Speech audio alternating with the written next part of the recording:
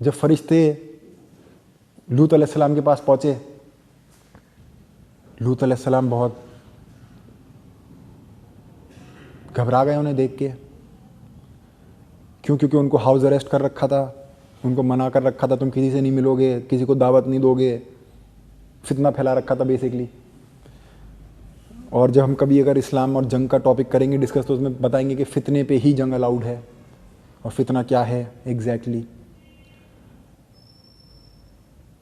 तो फितना फैला रखा था उन्होंने वहाँ पे।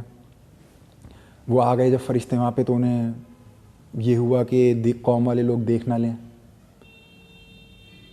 और जो उनकी जब कौम को पता चला, वो उनको रेप करने के लिए आ गए, उन फरिश्तों को, क्योंकि बहुत खूबसूरत आदमी की शक्ल में आए थे वो।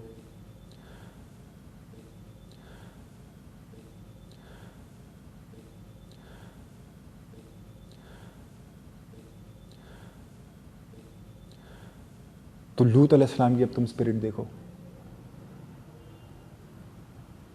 कौन सा ऐसा मुसलमान है आज, कौन सा ऐसा मुसलमान है आज कि उसे कोई एक गे होमोसेक्सुअल मिले और वो जाने कि ये ऐसा है और ये जहन्नम जाएगा, जहन्नम जा रहा है, तो ये बोल दे उसको कि यार तू मेरी बेटी को ले ले, इससे शादी कर ले।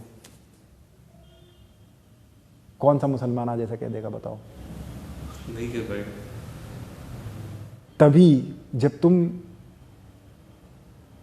लूत अलैहिस्सलाम की स्टेटमेंट को देखते हो ना, क्यों उनको कहते हैं अपनी कौम को कि मेरी बेटियां ही ले लो तुम, मेरी बेटियां ही ले लो तुम, इनके पास मत आओ, मेरी बेटियां ले लो। आज का कोई मुसलमान एक गे होमोसेक्सुअल को अगर जाने का कहेगा और उल्टा दुआ करेगा, अल्लाह इसे मार, तबाह कर, बर्बाद कर, जहन्नमी साला, गालियां देगा उसको। और लूत अलैहिस्सलाम को जब पता चला कि जहन्नम जाने वाले हैं, तो कहते हैं कि तुम मेरी बेटियां ही ले लो, मेरी बेटियां ही ले लो। जब हम ये समझते हैं, तब हमें समझ में आएगा कि एक माँ से 70 गुना ज़्यादा प्यार अपनी उम्मत से एक पैगंबर करता है। तब उस हदीस का मीनिंग समझ में आएगा। एक माँ कभी अपने बेटे को, अपनी बेटी को ऐसे इंसान के पास नहीं देगी, नहीं देगी। ऐसे इंसान को ऐसी स्टेटमेंट नहीं निकाल सकती माँ कि उसको पता चले ऐसा आदमी है, वो बोलेगी ऐसे आदमी से शादी करूंगी अपनी बेटी की, ऐसे आदमी को दूंगी, जहन्नम में जा रहा है तो जाए। पर वहां पे लूत अलैहिस्सलाम को देखो, कह रहे हैं मेरी बेटियां ले लो। अब तुम समझोगे कि एक पैगंबर अपनी उम्मत से 70 गुना ज़्यादा प्यार करता है। पैगंबर ने किस पैगंबर को माइंड में रखते हुए ये बात बोली? किस पैगंबर को रखते हुए ये बात बोली कि एक पैगंबर एक माँ से 70 गुना ज़्यादा प्यार करता है अपनी उम्मत से, एक माँ जितना अपने बच्चे से करती है। तो लूत अलैहिस्सलाम ने बोला कि तुम्हें बचाने का मेरे पास कोई तरीका नहीं है, और ये बहुत बुरा दिन है, ये बहुत बुरा दिन है। कई लोग सोचते हैं वो उन फरिश्तों के लिए कह रहे थे ये चीज़, जो उनके गेस्ट आए थे, वो समझे नहीं थे कि वो इंसान है। पर नहीं, वो उनके लिए नहीं कह रहे थे कि बहुत बुरा दिन है, क्योंकि वो तो रोज़ का उनका करना था ये काम, रेप करना, बच्चों को रेप करना, ये करना, वो करना। वो बहुत बुरा दिन उन फरिश्तों के लिए नहीं कह रहे थे जो इंसान की शक्ल में आए थे कि अब ये रेप होंगे। क्यों? क्योंकि वो समझ गए थे कि अब मेरी उम्मत जो है वो तबाह होगी और जहन्नम जाएगी।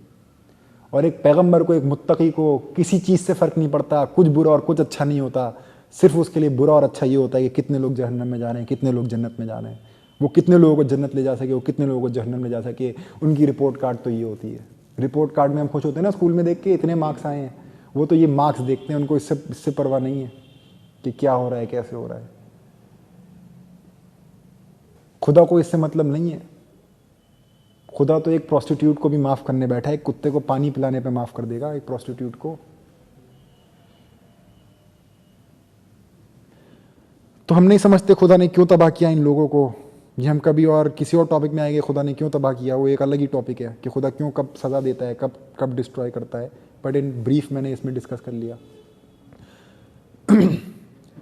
तो खैर, खुदा ने लूत अलैहिस्सलाम, उनकी फैमिली को बचा लिया, उनकी बीवी को छोड़ के, और बाकी उन सबको तबाह कर दिया।